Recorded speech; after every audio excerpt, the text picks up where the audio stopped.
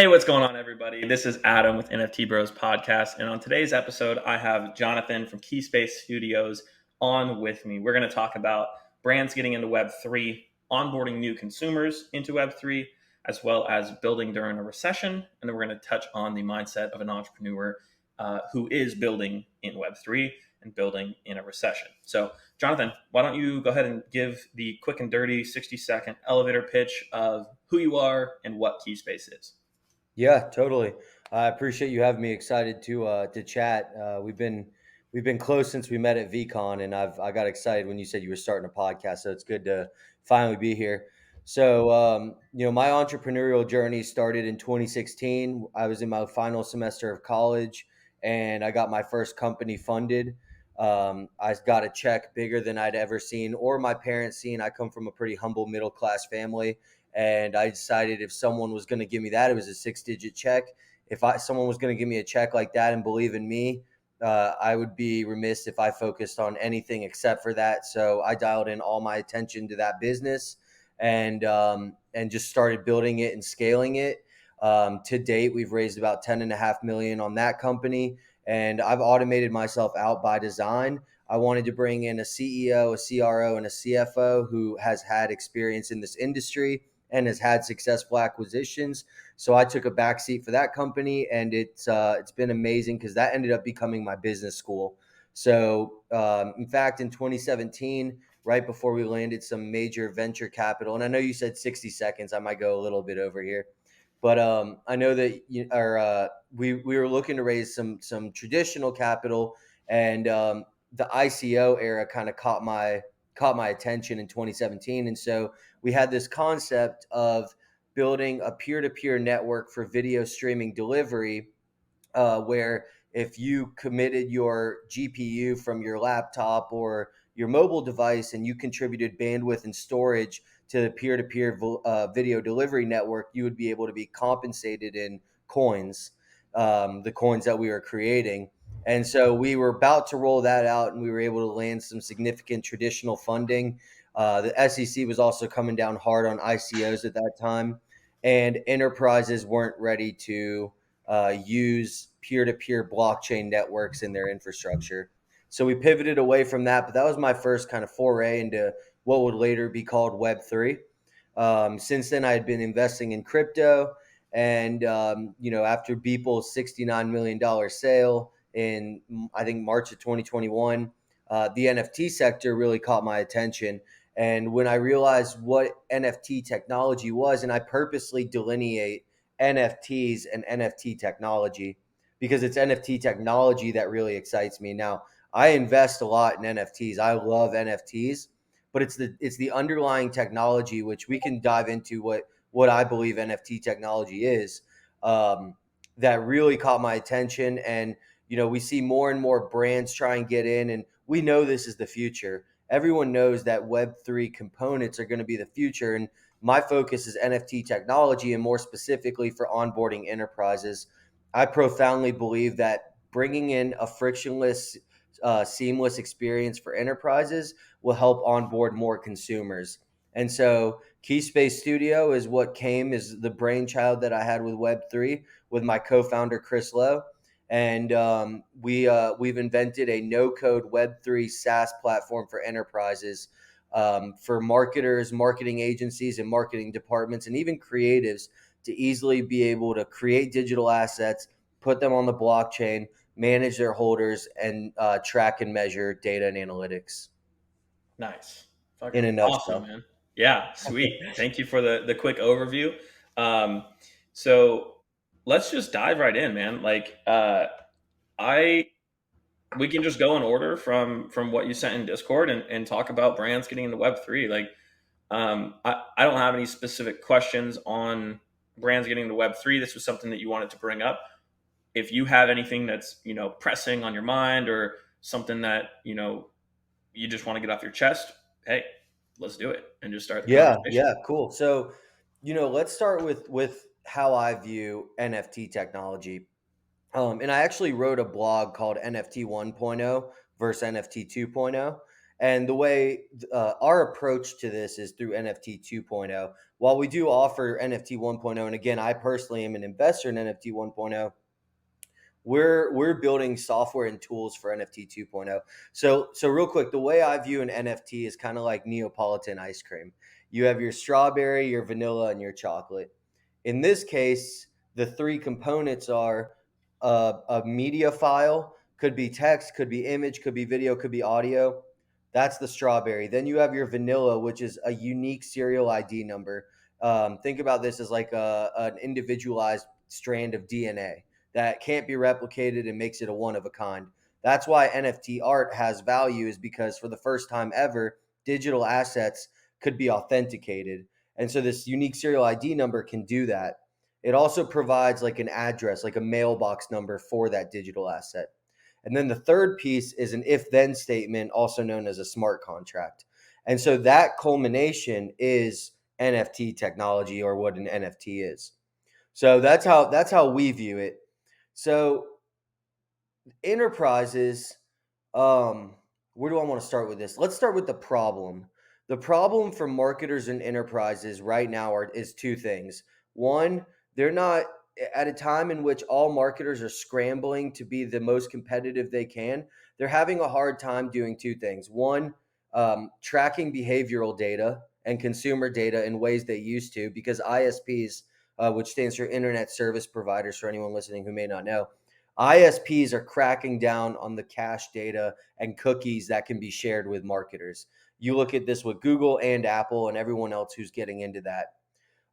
You could even look at Facebook's stock price over the last 12 months as a reflection of that, and potentially why they're even so focused on Meta is because these gatekeepers are cracking down on the data that can be shared.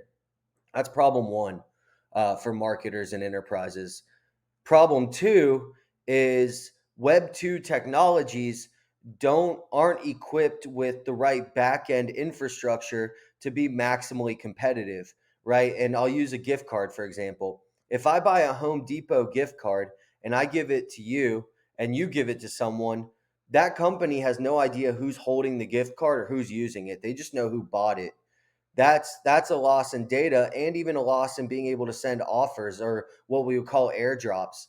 Or if I went to a Manchester United game and after that game that ticket holds no value, these are lost opportunities for brand loyalty, brand affinity, and engagement. And so Web3 provides solutions for both these problems. And this is, by the way, these problems just in the United States for digital advertising and marketing is a $786 billion industry. And for brand loyalty, you're looking at a $52 billion industry. And so to have these two major problem sets, it's got marketers scrambling, looking for what's next, looking for new solutions. Cue the blockchain, cue Web3. This is the solution. The solution to problem one, which is the gatekeepers of Web2 cracking down on cache data being shared. That's one of the benefits of the blockchain, is it's inherently transparent and open. So now you marketers can be able to collect new kinds of data that doesn't hinder the user experience, and be able to, maybe you don't get the consumer and behavioral data tied to a name and a birthday and a location, but you can get consumer and behavioral data tied to a wallet address. So it keeps that consumer anonymity, but also gives you a new kind of data for targeting. And let's be real, how important is your address in these days? We're not sending mail anymore. So PII, personal information index data, is becoming increasingly less important. The second thing is Web3, because it carries these unique serial ID numbers, which don't just authenticate the digital asset, but acts as a mailbox for it, opens the doors for marketers to increase their engagement and brand loyalty with airdrops, token gates, and a host of different ways of sending offers and engaging the consumer that Web2 technologies lack.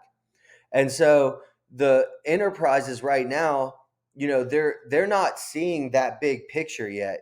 They've got a CEO tapping a CMO on his shoulder and saying, "Hey, do something Web3." And they push out a collection. They make some good money on the primary market. I was talking to I can't remember if this was told in confidentiality or not, so I'll have to omit the name. but it was one of the major old time nude magazines, and they launched a NFT campaign, and it did more in the primary market than the company overall did in EBITDA for the whole year, right? And but the missed opportunity was what now? Like then what? And they also weren't able to collect any data on that. Um, and so the CEO tapping the CMO and saying do something Web3, it's good, but it's good for a second and then it's gone. And in marketing, there's one question that always gets asked that every marketer should always be asking themselves and their teams: then what? Okay, we do this, then what? Okay, we convert them, then what? And that's the one thing that enterprises aren't answering in Web3 right now is the then what. They throw something on the primary market. Maybe they have a roadmap for utility, but it's not deeply ingrained. And there's no easy way to manage that without going through a disjointed process that includes a lot of manual components.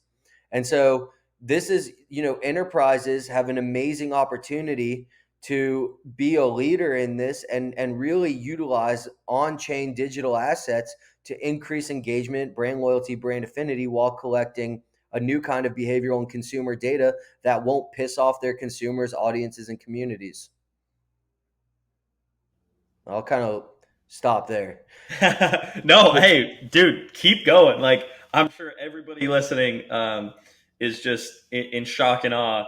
Uh, like myself, you're very smart, strategic. You can see a problem and identify it and be able to look at it and create a solution based around something that's going to be extremely valuable in the future, right?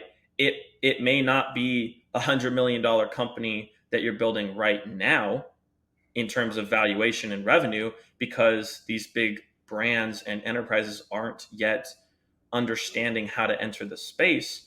But 5 years from now, definitely, definitely could easily be $100 million company, if not more, because of the problem you identified and the solution that you came up with to solve that problem. And you bring up a good point is marketers coming from Web 2 into Web 3 from these big enterprises and not understanding like what's next. I haven't heard that point, and you bring up. I'm glad you brought it up because it's like, you know they don't understand what's next because they don't understand how to track everything that they're doing in Web3 properly, which is a solution that Keyspace solves. Is the KPI tracking, and that's important. In Web2, it's easy to track your KPIs because you have consumer data. They're used right, to giving you their shipping address, their information, giving you cookie access and cache access. Like it's diminishing now, and I've been in a Facebook advertising space for a long time, and like it's just constantly diminishing, but they know how to track that and what to do to better develop their products and their offering and their marketing to better serve their customers and clients. But in Web3, you don't have that quite yet. You have to have a very good understanding of the culture of Web3 and to be able to deliver something of value um, in a good packaged experience for a Web3 user now, right? Because the culture of people who are in Web3 that are going to fuck with your um, big Web2 enterprise brand coming into Web3 are way, way, way, way different than your typical customer demographic in Web2. And if you don't understand, like you said, what's next after you deliver something, you've fucked up because you should be thinking about that prior to ever launching anything in the Web3 space. You need to have an idea of what you want to do next and how you want to continue developing these assets for the future. Like you mentioned, a sporting ticket going to Manchester United, instantly the ticketing industry for sports is going to be absolutely massive, right? Token proof, yeah, yeah, ticketing, digital ticketing. They raised like $5 million. I think it was in their seed round, and like that's just proof that ticketing is going to be massive, right? In 5-10 years, I literally have a $10,000 bet with a friend that if by this was this was this year. So if by 2032 all tickets are not NFTs, I'll pay her 10 grand because Bro, I truly believe, I literally have a calendar fucking notification to call her on the day that we shook hands in 2032 and go, hey, here's my wiring information because I know that we're right. We're early, but this technology has the ability to continuously add value to your consumers, right? And that's yeah, important. Nowadays, people care so much more about the ongoing experience with a brand right. than ever before. Like, for example, I just ordered meal prep from a different meal prep company because my last one pissed me off. Well, this one, before ever getting my fucking meal, has already annoyed me enough to cancel my future subscription and move to a different fucking subscription service because Yeah, of the ongoing experience. They texted me to buy more shit before I even got my shit.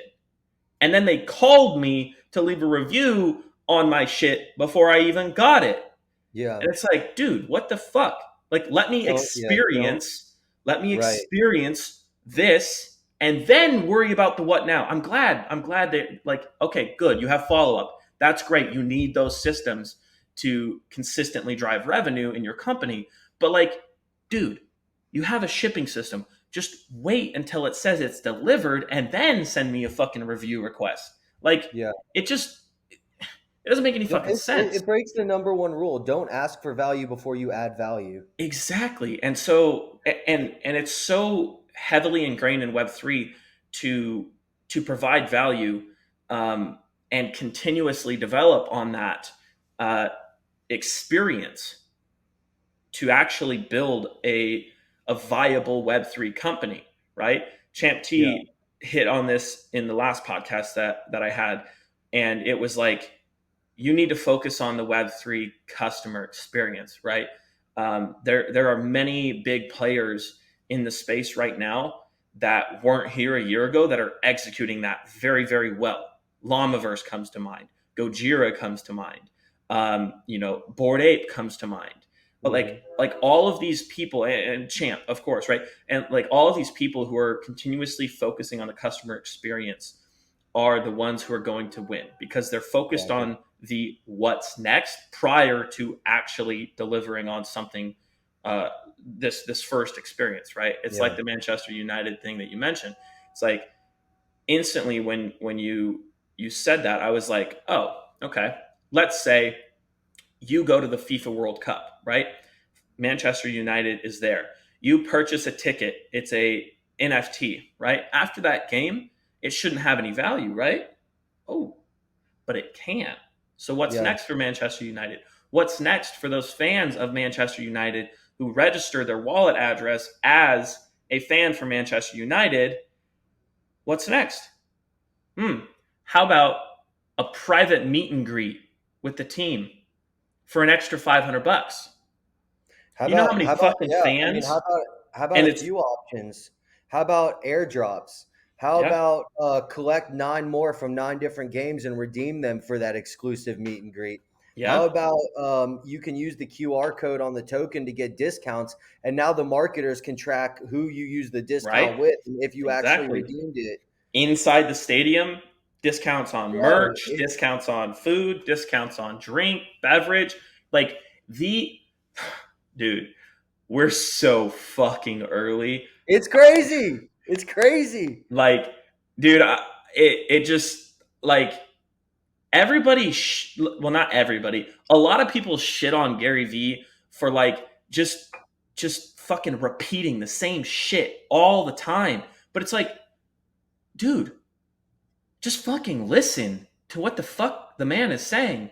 And a lot of these other big entrepreneurs who are in the space, who are early and or who were early into Web 2, like they keep saying the same shit. And if you can identify the trends and what they're saying, and just take a second to just remove yourself from your own tiny little fucking world you live in and look at shit from a big perspective, your mind will go, oh my gosh, we are early. as fucking cliche as it sounds, and as Web3 degen, annoying as it sounds to be like, oh yeah, we're fucking early, wag me. It's like, dude, we fucking are. We Yeah. are. And I Yeah. have I have these giant realizations. I just have a fucking list of shit written down in this fucking notebook. There is probably a couple $1 billion in Web3 company ideas in this notebook alone. And you know how many fucking notebooks of those from different founders there are? Thousands. Yeah. We're Absolutely. so fucking early.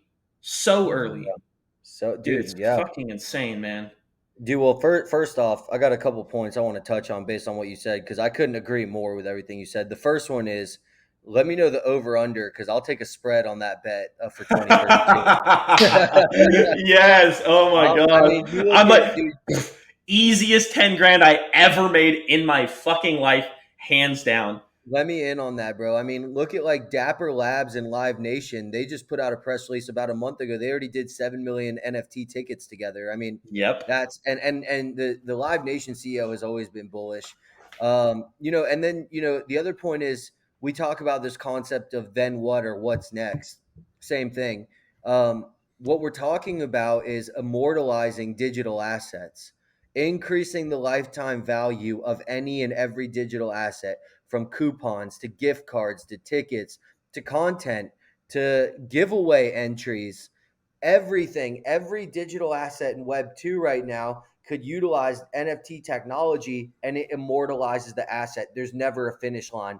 You'll always have the ability to compound value, whether it's through burning and redeeming, whether it's for airdrops, whether it's for token gates. No digital asset will ever die again, which is truly incredible. And then the third piece that I wanted to touch on that you said is the consumers. I agree with you, and I also have a different perspective. Where I agree with you is if you're doing an NFT 1.0 kind of project where you're making art or you're making PFPs, you have to have a very Web3 cultured approach to it. But not but I'll say and the other perspective is, and it's not opposite. Saying the wrong thing because they work together.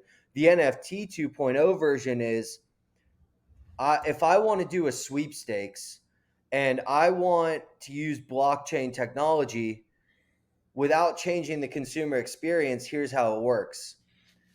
I give a consumer experience of regular signing into a sweepstakes. Like if you want to do like there's a car company and they're doing a sweepstakes and they're giving away a car, right?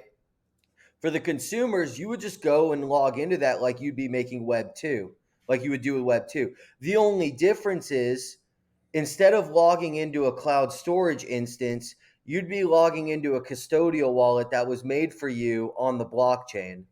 So it's a back end under the hood technology that connects to the blockchain instead of a cloud storage server. And the consumer experience is unchanged.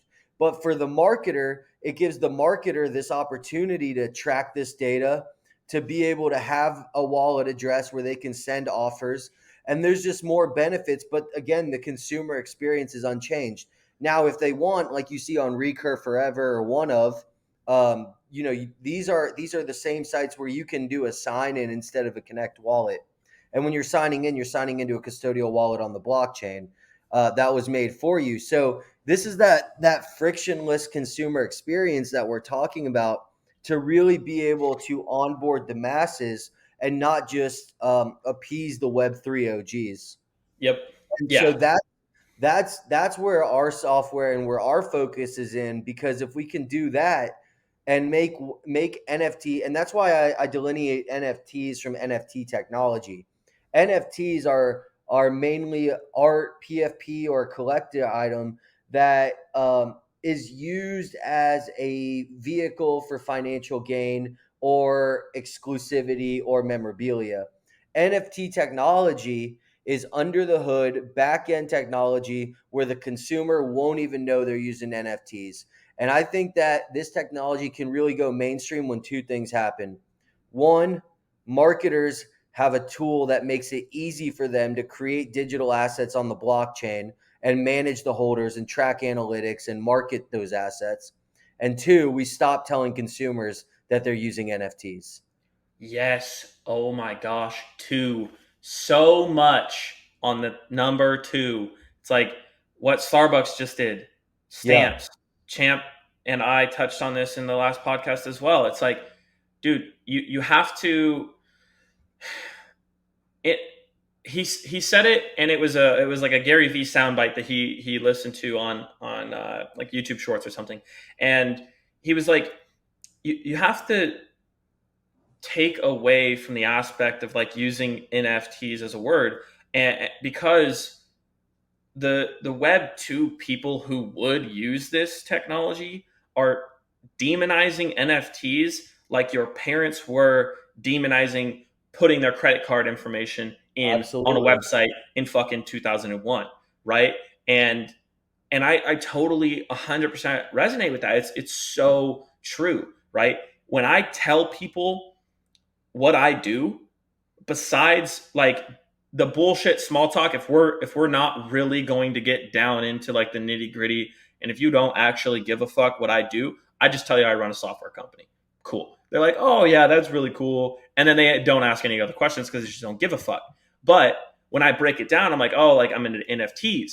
There's just this instant negative connotation pulled in to the conversation. It's like, oh, ew, like what, like so you just like waste money on JPEGs, and it's like, no, motherfucker, I'm building cool shit.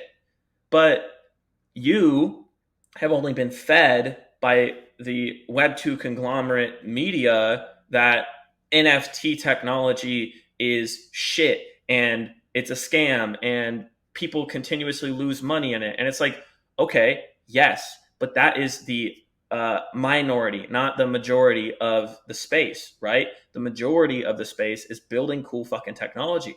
And like I have this theory that these giant web 2 media companies and conglomerates are feeding this narrative because they're building the solutions that they want the fucking money from for web 3. So when they have those solutions built and they're ready to launch them to market, they will. And then the web 3 narrative will shift, right?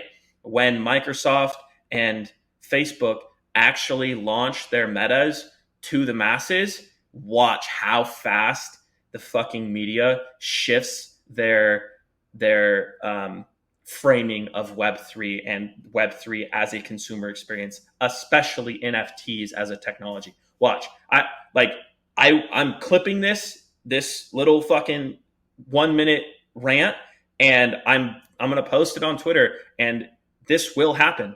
The narrative will shift, and when it does, and when I see this happen, I'm going to come back and I'm going to retweet it, and I'm gonna be like, I fucking told you so, Yeah.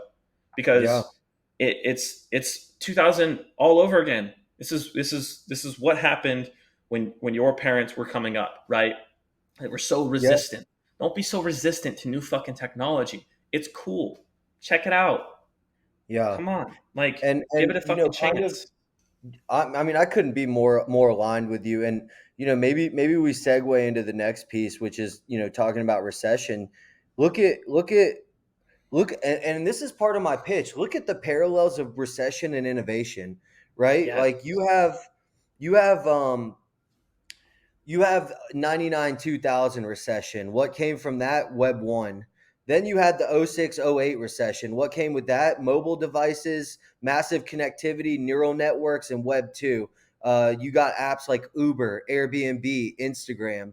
Now we're depending on your view, we're definitely in a bear market. Some say we're in a recession. Well, just for lack of better language, we'll say we're in a recession. What's going to come from this? I believe it's the Web3 model. I believe it's blockchain based infrastructures.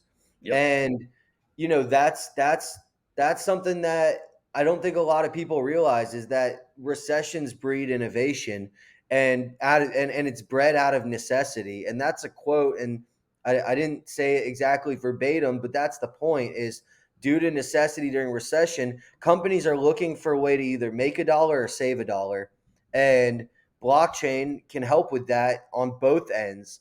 And so that's why right now is a truly incredible time. And to your point, the space has got to happen. Kevin O'Leary, Mr. Wonderful from Shark Tank. I was just watching something he was on. Um, may have been Consensus or some fintech conference, and he was saying, "Look," and it aligns with something I saw on Twitter. It's like, you want to know where the future is going, follow the developers. Okay, we see where the developer interest is right now. It's in Yep. AI and it's in Web3. Yep. And then what Kevin O'Leary said was, look at all of these companies that are or all these venture funds and private equity funds that are investing millions of dollars into Web3. How could you plug that much money into a space and not have anything come from it? By the way, that's the macro. The micro is my personal experience. We're in a funding round right now. I'm speaking to new VCs weekly, and there's one commonality between all of them. I shit you not, this is not a stretch or an exaggeration at all. Every single one of them just opened a Web3 arm Yep. or just You increasing the size of their Web3 arms fund. Yep. You see it on a daily basis. If you have any sort of pulse on the market and are paying attention to where the money is moving, That's right. you understand that these technologies and what is happening during this terrible recession and all of this shit, the money is shifting. If you just follow the money in anything, you Yeah. will see where the next move is, and you'll be able to time the markets correctly. That's why certain traders are so good. It's because they understand the back end of why something's going to do something, right? Yeah. And you see it on a daily basis, dude. Like I touched on this on I think one of my first or a couple first episodes of this podcast. It's like, dude, hundreds of millions of dollars are flowing into this space, if not more, on a daily basis. I was speaking Yeah. with a VC the other day, and I was on the phone with him. I am personally putting together a pitch deck for a raise fairly soon. And, I figured, hey, like, let's have a call. He wanted some marketing advice, and I was perfect. It puts me in a great position to then, when I need advice and help to raise capital, I can come to him and have a trustworthy person who's going to give me some solid feedback. But my point is, I came to him, and he's a traditional Web 2 VC, right? They invested in Google, they invested in Uber, like a lot of the big Web 2 companies that came out of the last recession we were in. And, he looks at it and he tells me, he goes, we just allocated 30% of our entire fund towards Web3 for the next 10 years. Yeah. That's just one fund. Yeah. And that's It's a crazy. small fund. And these And that's a funds, commonality. it's like, dude, yes, it's happening at a ridiculous rate. And Yeah. money is just getting absolutely thrown around. And if you know, here I guess three things that you need to know in order to, I guess, raise capital and continuously develop a good solution in the market is one, like what you said, understanding what's next, what to do next with the company and or the capital that you raise. You have to have a plan, right? Just like anything in life, if you don't have a plan, it's not going to get fucking done, right? How do you drive 2 hours without a map to a Yeah. location and get there, right? Uh, You plan, you search the fucking location, and then you follow the directions, right? Similarly, when you raise capital, have a plan for what's next, right? These VCs aren't just fucking throwing capital at people who don't know what the fuck they're doing. Yes, there is a minority of those people who have a great idea, but can't execute because they don't know what the fuck they're doing, because they came into Web3, raised a couple $1 million because they're a fucking paper executive named Dwight Schrute, and they had a good idea for a PFP project that just so happened to be hype and fucking take off, right? It's like you don't have any actual real business experience, right? But that leads me into two. Like number two is understanding the market aside from what's next, right? Understanding the now. You need to understand what's next prior to understanding and delivering on the now, right? Hmm. And then three, fucking raising money in Yeah. whatever way that you can do it. If it's friends and family, if it's VCs, whatever way, like, dude, grinding, bootstrapping, whatever the fuck you Sell have to do products. yeah, exactly. To Like to to be able to Elon's doing with the Boring Company. He makes a flamethrower. yes, He makes the burnt hair cologne. He yeah, makes I the know. whiskey. Like these are funding vehicles that Yes. are disguised under great marketing tactics. Yes, exactly. And I don't know if you saw my tweet the other day. I'll put it up here on the screen. But I said I really think Elon Musk and his team missed out on a great, um, ironic, I guess, marketing ploy or funny joke with the design of the actual burnt hair bottle. I personally think it should have been a bird shaped like the Twitter logo because everybody was like, "Oh, he's just raising money to fucking buy Twitter," and it's like, and he literally joked about that and said that on Twitter, and I was like, "Dude, why didn't you just make it a bird?" And Yeah. it was, I don't know. Put it in their face. Yeah, But that'd hey, been you know great. what? I ended the tweet with, but hey, he's the funny billionaire, not me. So Did you get it? Did you get it? I bought a bottle. no, I didn't. Uh, I probably should have. it's all right. You got the Louis Vuitton Air Force Ones. Yeah, yeah, I wanted to get um the whiskey when it came out. Yeah, yeah, yeah, Yeah. yeah. What is that selling for on fucking eBay right now? I don't know, probably a lot. It reminds me of the A have you couple seen the hundred show bucks. It's got to Silicon be. Valley, the guy from the Trace Thomas Club? How much is it? Fucking $1,200. Shut up. Fuck me. Oh my gosh, that's funny. Oh my god. Yeah, that's crazy. Insane. I know somebody who bought. I should have just bought it. God damn it. I'm sure I want burnt to get hair is going to be that. I want going to for get how the much? flamethrower. I want to get Yeah, all of his little yeah, knickknacks. yeah. I need a Boring Company hat and shit. Yeah. Um, so I mean, to just continue the conversation around, like, I guess I mean, this is kind of like a good segue into the last topic, which is the mindset of an entrepreneur, um, because of like the the things that I just talked about, right? The steps of raising capital in this space, and like what you need to do, and what you need to look for, right? I guess it's kind of a good segue into that. Why don't you touch on that a little bit? Yeah, I mean, I think the first thing to say is, the what you said about planning. There's a quote. It's an ounce of planning can save you a pound of pain, and I think that's overlooked a lot. And that's something that we saw in the NFT 1.0. And I'll send you the blog article if you want to link it in the description below. But it's a lot of these creators, and I think this is what Just Cubes did really well, is you guys had a real team with a great product roadmap and whatnot. And I think a lot of creators in NFT 1.0, which was 2021, early 2022, um, launched these tokens and or launched these NFTs and built amazing communities, but didn't have a plan to build a real business. And so now you've got people that are business funded but don't know how to build product roadmaps, get customers, scale an audience, look at additional streams of revenue, balance books, abide by laws in different jurisdictions, do the due diligence and the planning that it takes to be a real business person and entrepreneur.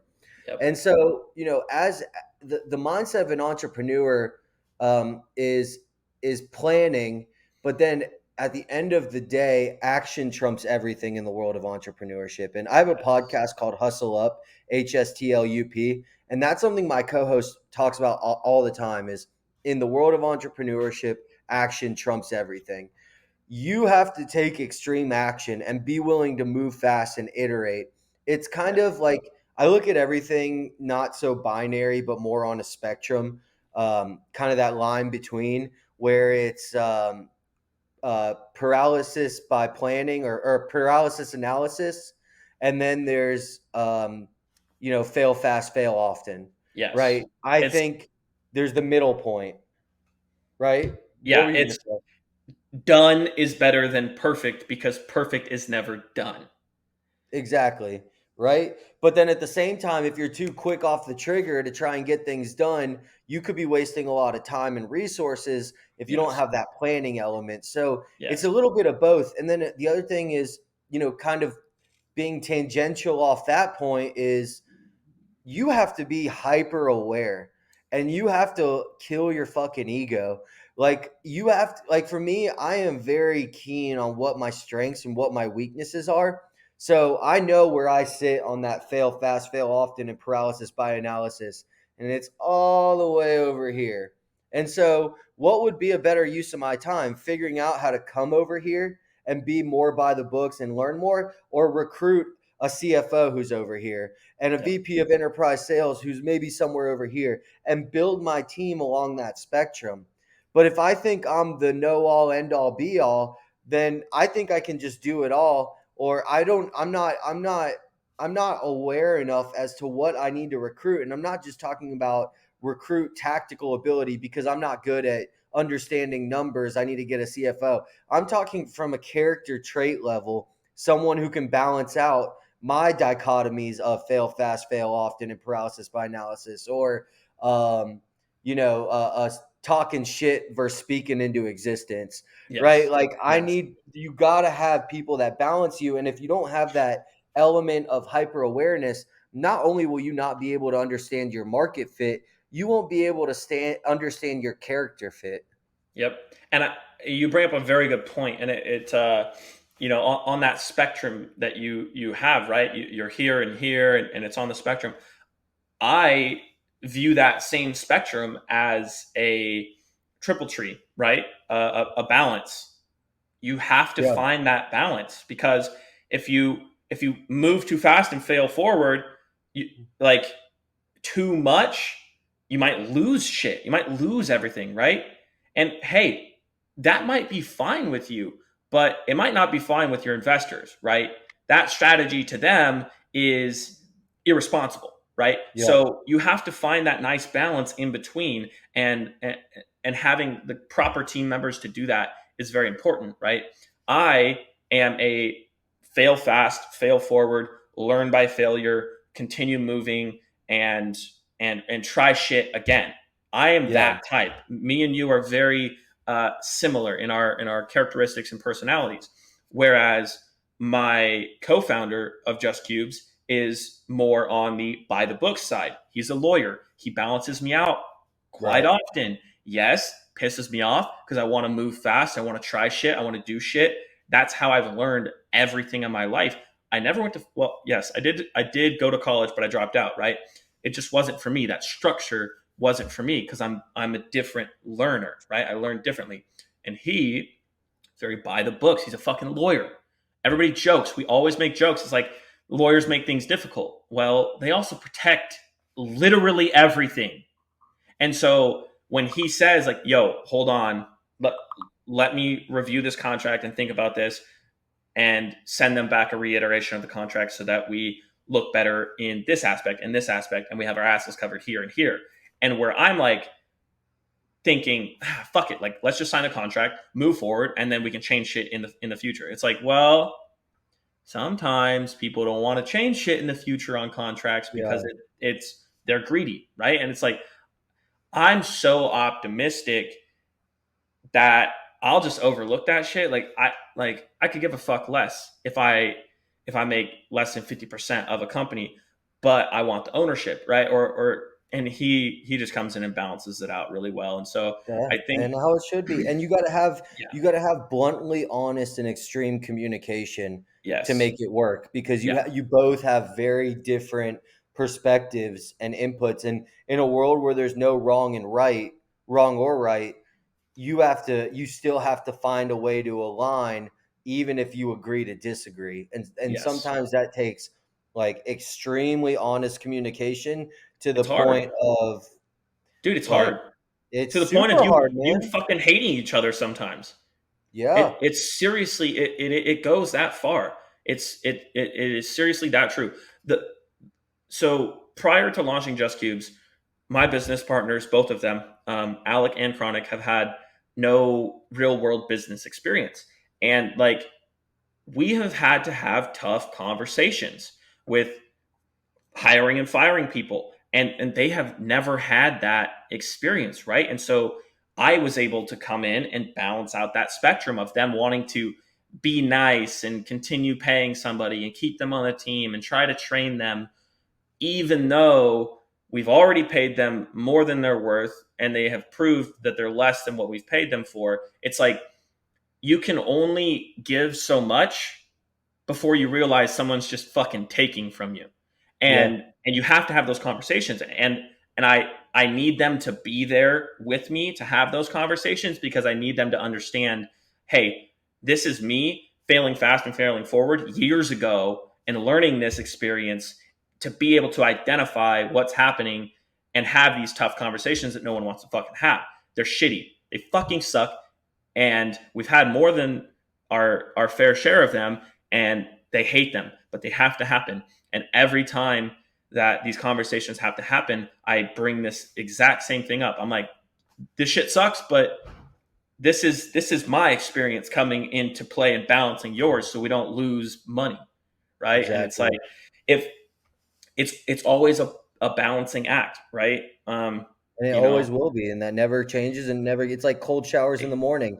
dude. It's hard to do, but it never gets easier, but the more you do it, the better things go. Yes, and like it just improves you as a human overall. If you can find that balance, and it's an ever-changing balance, right? Because things are always changing, right? And if you can embrace and identify change and failure and like those types of things, then you will be way better off in the long run than the majority of other people, just in the space and in the world, Yeah. as a whole, right? And like something that I wanted to bring up was um, your thoughts on like, and we can wrap this up here in a minute, but your thoughts on like mental toughness as an entrepreneur and being able to um,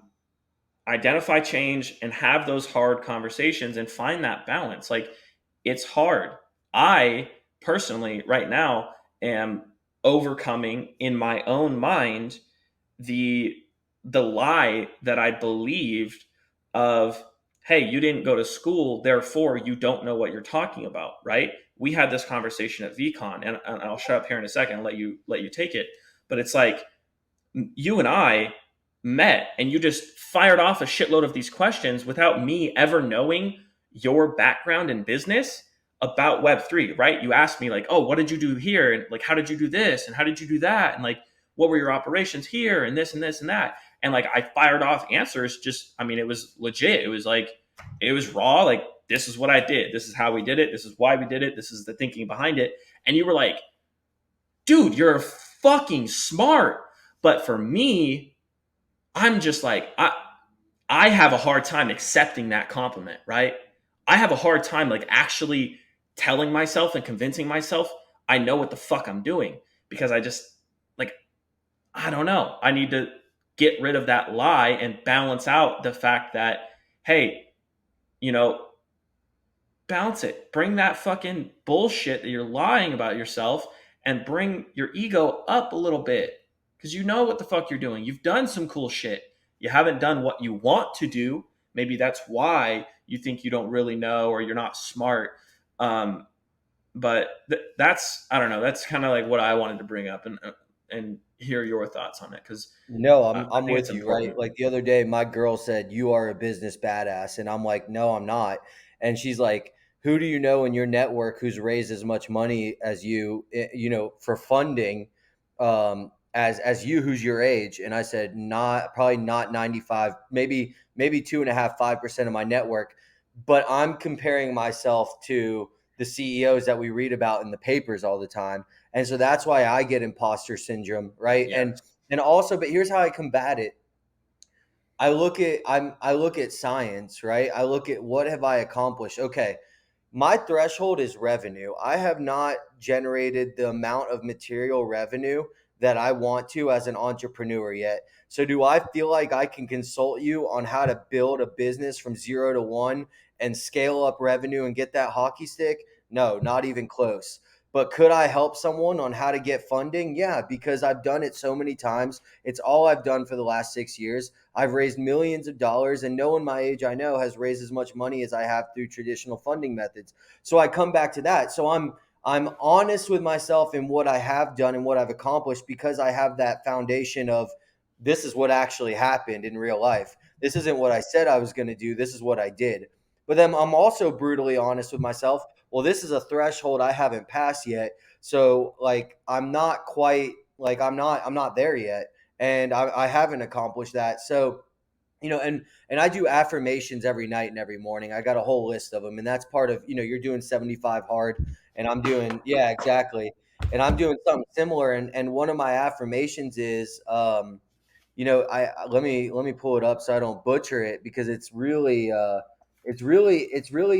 gives that duality. Um, let's see. I got to pull it up, but so I'm cool. Like while I pull this up, I'll say I'm cool. Um, kind of giving feedback on how to get funding, right? Hold on. That quote is, "I am one of nature's greatest miracles and a humble microscopic piece of the universe." So like on one hand, it's like I'm the shit, and then on the other hand, it's like, but I ain't shit at the same time. Oh, I And like so that. yeah. So it keeps me confident and humble at the same time. And so I'll give investment, like for me, like, you get an idea and then you market test your idea by having early customer conversations and doing market validation. I hired a market research firm for like it was a significant amount of money, like 5 digits, to validate my idea of building a SaaS enterprise solution for Web3. And then that data came back and was overwhelmingly validated. So we moved forward with raising money. And then once we move forward with project planning and figuring out what that product roadmap looks like and how to get to an MVP. And then once we had that, we knew how much money to raise. And so we went and raised only exactly what we need. So and that's a lot of things, like a lot of lessons in that, like don't raise money until you validated your market. And I think a lot of entrepreneurs have an idea that they think is cool, spend a lot of time building a plan around that, go and raise money, and then they never find their market fit. So like when it Yep. comes to raising money, like I got that, but like when it comes to generating revenue, I haven't hit that threshold of where I want to do, which to me, let's start with $1 million ARR or $2 million ARR. Like I haven't accomplished that yet, Right. and at least I haven't accomplished that with a product that came from my mind. Right. And so, I can't tell you how to build your business yet because I'm not there yet because I haven't even accomplished what I need to accomplish. So I feel so long winded, but I feel you because I think we all have an element of imposter syndrome, but you got to balance that out with why you're the shit because that gets reflected in your energy. And if you don't Yes. have that confidence, it's going to be felt with you. It's the same thing when talking to girls, right? Like if you don't know you're a high value person, no whatever sex you are, the opposite sex is gonna feel that within you. And if they think they're a high value person, they're not going to want to be involved. Yeah. Similarly, if you're selling a product, whether you're raising funding or generating revenue, if you don't believe you've got the best products in sliced bread and you're the best person to be able to handhold your consumer through that and help them use your product to make their life better, they're going to sense that and they're going to just deal with the problem set you say you have a solution for, or they're going to go with a competitor. Yes. Precise. Like extremely well said, man. And you brought up a point of product market fit, um, and you're gonna love me for this because you already told me you love me for this. Uh, in the book that you recommended to me, Ask Your Developer, which by the way, if you're reading this and you run a SaaS company or are an entrepreneur, you should read the book Ask Your Developer. It's fucking phenomenal. 100%. But the painted door theory, right? Yep. Dude, it's yes, it may be a little bit more difficult in the Web3 market if you don't have connections to do a painted door theory thing. But here's the premise of the painted door theory or thesis or whatever the fuck you want to call it. It's create a headline and a fucking splash page and a very small description of said product that you think can have product market fit. Create the website, run ads to it, and see if you get any fucking leads. That is the simplest way to have a proof of concept and or prove your theory in product market fit in literally one day, right? I Yep. can go and I can take an idea that I get in my Twitter DMs for somebody who wants advisement, and I can send it to five dudes in this market right now and respond to them with product market fit within probably 24 hours, right? Yep. And so you could do a painted door thesis theory like trial if you have connections in the industry, right? Like there's a product that we're thinking about building and we're identifying the product market fit. We think it's there. We're building a pitch deck. I will share it with you. I'll probably tell you about it after this recording's over. And I want to hear your feedback on it. And I have a handful of people who are just like you who can give me that product market fit feedback. And if I don't get more than 70, 80%, yes, like this is a good idea, fucking do it. I don't think I'm going to pursue it now because I think we might be too early then. Once I get 70%, or if I do get 70% roughly on that painted door theory idea and getting the feedback from my colleagues, then okay, all right, cool. Let's move forward. Let's raise. I know that I can confidently sell this idea to an investor because of what I've already done in the industry and Yeah. what my like my theory and investment thesis and like business ideology, right? Um, And and and look, I think that's the perfect approach because, and I yeah, hope you don't mind me cutting you off right there. It's like super interesting because the way you're looking at it is is far different how most early first time entrepreneurs look at it. Right, a lot of and the painted door test is exactly the right approach. Tim Ferriss does that with his books. He writes the concept of a book, sells pre-orders. If he hits a certain quota of pre-orders, he goes ahead and writes the book. yep, So he doesn't even write the book without doing the painted door test. right. It, And it it makes you so know, much sense. I wish I knew. I wish I fucking knew this 10 years ago. but you know it now, right? And it's still Exactly. like it gives you that advantage because a lot of entrepreneurs, they'll develop the software, they'll lock themselves into lifetime value or lifetime deals on Product Hunt or AppSumo. They'll get an influx of users their first month or so on the software, and then 6 months later, they still won't know their market fit. So so they went for scale first when they should have gone for market fit first. And Yep. so by starting with conversations with your network and then going to conversations with potential customers and then commissioning an external market research firm to do a broader net market research for you, then building your product beats building a product and throwing it on a Product Hunt or AppSumo 10 out of Yes. 10 times. And I'll die on that hill. Yes. 100%. Because that first idea that doesn't have the product market fit because you did the painted door test, you skip, right? And then you open up your book and you go to number 2 and you do the same thing and it doesn't fit, and you go to 3 and you do the same thing and it doesn't fit because you're too fucking early with these great ideas. They are and they will have product market fit, but not now. And you get to idea 6, and idea 6 has perfect product market fit. It's still in the same industry.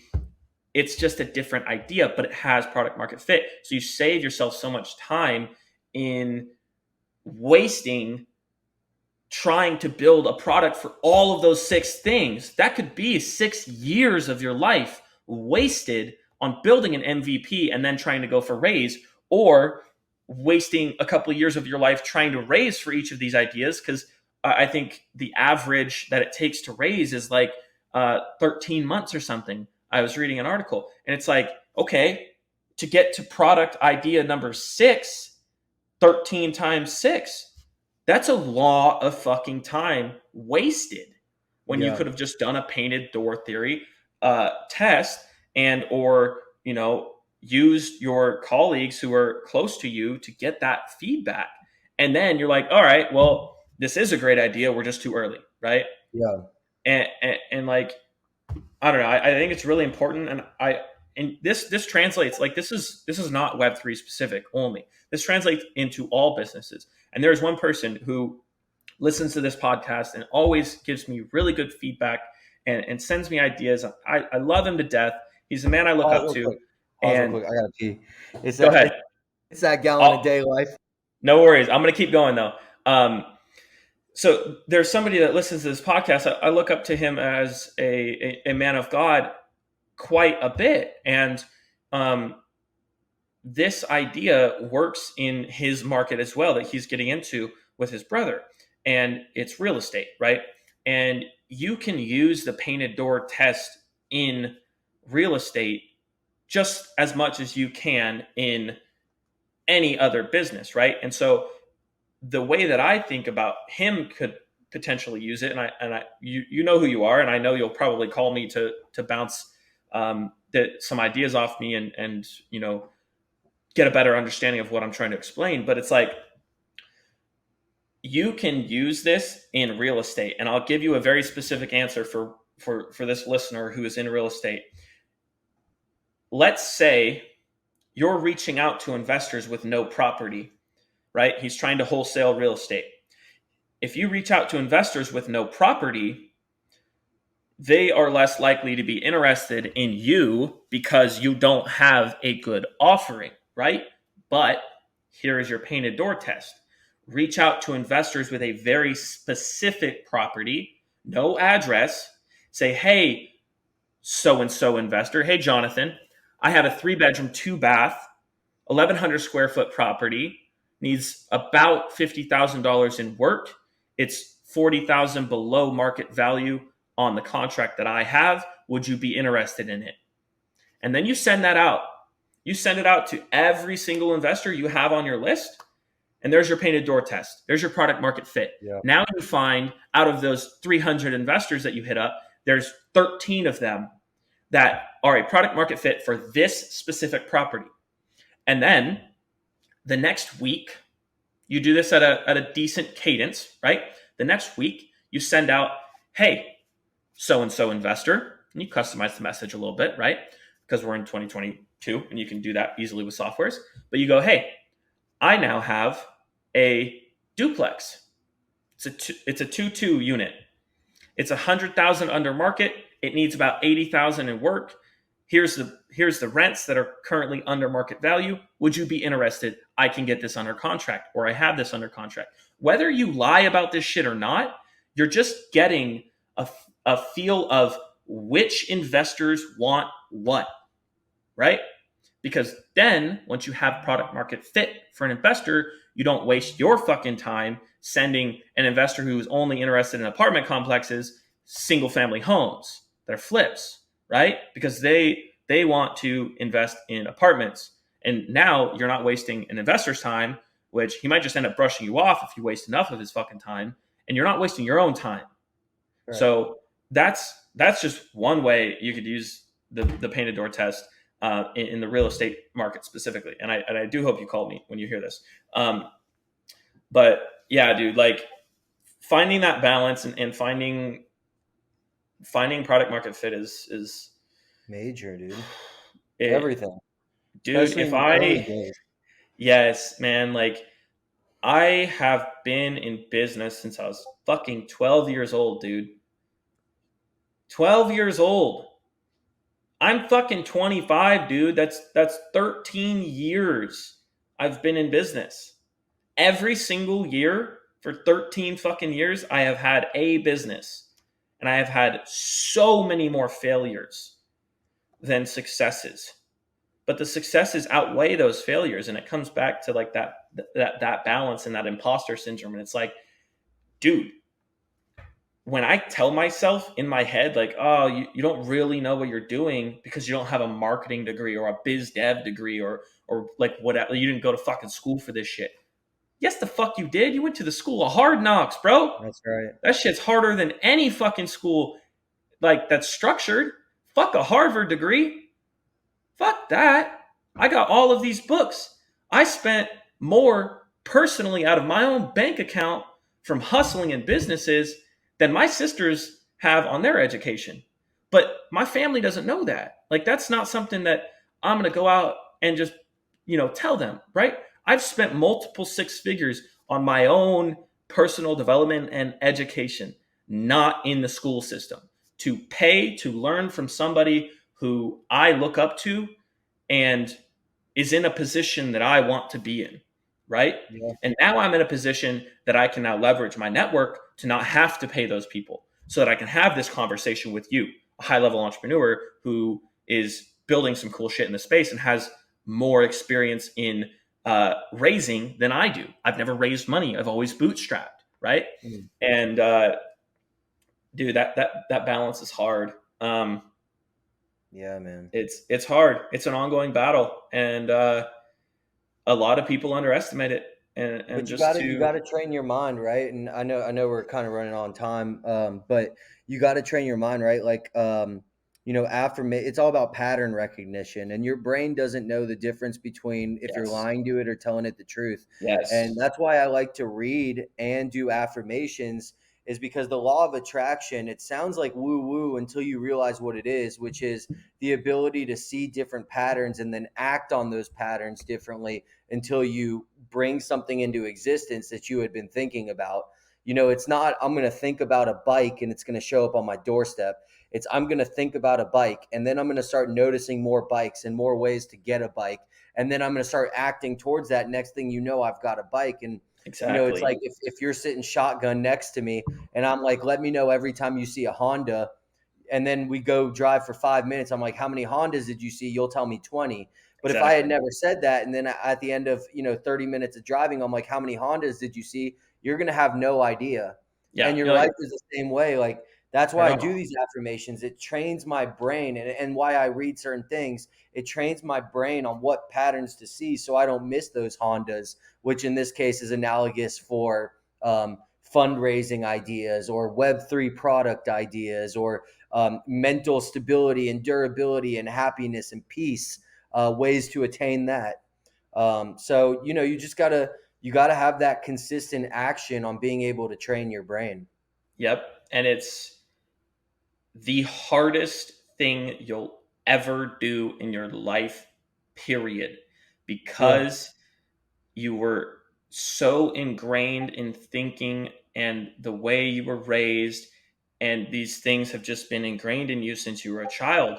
That takes a lot of work. You're trying to change 20 years of thinking in a short period of time. It takes time. You got to understand that it's a process, and enjoy that process, man. It's a cool one. Like, I'm going through that a huge transformation right now, and have been over the past year and a half, of just becoming like a better version of myself every single day. And I think, you know, um, you and I resonate with that. And like, dude, we could go on for hours here, but yeah, I kind of do want to wrap it up. We're getting over that hour mark that I kind of like to try and keep it at. But yeah, dude, have to have you come on for another episode and one of these conversations, again in the very near future.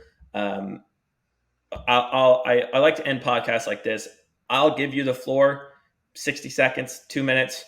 Tell the listeners who have stayed and who are engaged this long how to get in touch with you, what you're doing, how like what you got going on, and how they can get involved. yeah, totally. If you've listened this far, I appreciate you sticking with it. And I can't imagine we said anything that bored y'all. This has been an exciting conversation, kept me on the edge of my seat, and I was 50% of it. So thanks again for having me. I really enjoyed this, and I like when we can freestyle and flow, and then I like when you don't just try and do that, but it naturally occurs. So, Yep. and we align in a lot of different ways. So I didn't expect anything less. But again, just kind of to recap, mindset as an entrepreneur is important. Check out the podcast to hear why. Building during a recession is the best time to build. And Web3 technologies that are frictionless and seamless will bring on the consumers, and brands are jumping into this space. And so being able to help them in is why we're building Keyspace Studio, which is a no code Web3 SaaS platform for enterprises. And Steve Jobs had, or there was a meme or something. I don't know if it was actually Steve Jobs, but if I give you 10 product descriptions and 30 seconds to memorize them, you're not going to know what the fuck we do. If I give you one over encompassing product description and give you 30 seconds to memorize it, you'll know exactly what we do. So to give you the one value prop that Keyspace offers is, yes, we do airdrops and token gates easily, drag and drop NFT marketplaces to build your own secondary marketplace, easily be able to put digital assets on the blockchain. We do all those Web3 components under the hood, but the real value proposition of our software is in being able to manage it with projects, permissions, and budgets in a way creatives, marketers, marketing departments, and agencies are already used to through CRMs and marketing automation softwares. So so that's what we're doing with our. Boom! Boom, motherfucker! Boom! That's what the fuck we do. Yeah. Yeah. We got product So market you fit and guys we know can. what the fuck we do. That's Yeah. right. Y'all can follow us at Keyspace, KeySpace Studio on all social medias. Can we drop a Discord link into the description? All of that shit will be in the podcast show notes, in the YouTube description, and everywhere else that we tweet this or share it. So, with that being Perfect. said, Jonathan, this has been a fucking stellar episode. Thank you so much. I know people are going to love it. I hope you share it with your network because I know your network is similar to mine and I know they'll like it. So, dude, thank you so much for coming on. Thank you, Everybody who Ren. stuck around for this hour and 15-minute episode, I love you. I appreciate you being here. Please give this a like, give this a share, send it to just one person. I try and not do ads, and like that's my goal, is to not turn this into like a big monetized podcast. Like I just want to do this shit to help more people come into the Web3 space in a safe manner and feel educated and know what the fuck they're doing, right? Whether you're a founder or just somebody who wants to explore NFT technology, or whatever the case may be. So if you gained any sort of value, please do share this with a friend. Like word of mouth is the best marketing. It has been the best marketing, will be the best marketing forever. And that's all I ask. So please drop a like, drop a comment, share it. And I appreciate all of you sticking around to listen to this and give us some reviews. So thank you. I love you. I will see you all on the next episode. Peace.